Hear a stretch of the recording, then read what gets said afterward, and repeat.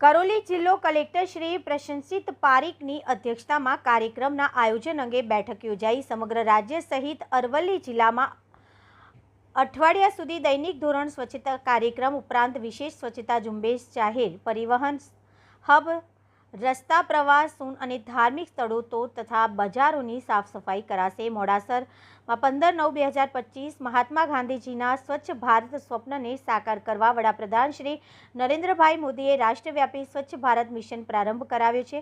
આગામી 17 સપ્ટેમ્બરથી તારીખ 2 ઓક્ટોબર સુધીના પખવાડિયા દરમિયાન દેશભરમાં સ્વચ્છતાની થીમ પર સ્વચ્છતાલક્ષી પ્રવૃત્તિઓ હાથ ધરવામાં આવશે.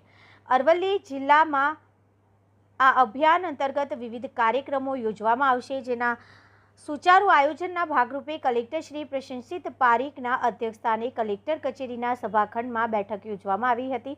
આ બેઠકમાં કલેક્ટરશ્રીએ સ્વચ્છતાની જન આંદોલન બનાવવા માટે નાગરિકોની સ્વચ્છતા પ્રત્યે જાગૃતિ કરવા તેમજ સ્વચ્છતા કર્મીઓના અમૂલ્ય કામોને બિરદાવવા માટે વિવિધ કાર્યક્રમો પ્રવૃત્તિઓનું આયોજન કરવામાં આવ્યું હતું. આ ઉપરાંત સ્વચ્છતા અભિયાનની સાથે થીમ બેઝ સફાઈ અભિયાન કાર્યક્રમનું આયોજન કરી વ્યાપક રીતે સ્વચ્છતા અભિયાનને સાકાર બનાવવા માટે જરૂરી સૂચનો કર્યા હતા. બેઠકમાં દરરોજ થીમના આધારે વિવિધ પ્રવૃત્તિઓ સાથે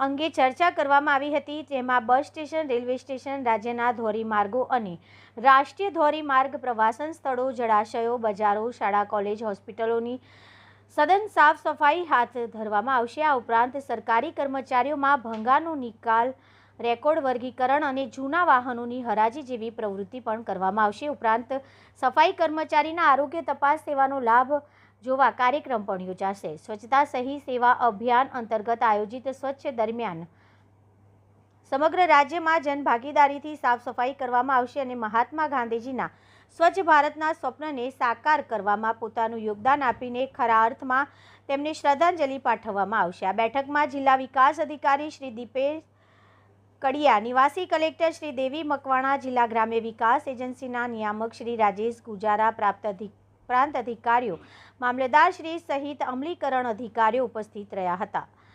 લોકેશન કલેક્ટર કચેરી, સભાખંડ, મોડાસા. રિપોર્ટર મહેન્દ્ર પટેલ, અરવલ્લી.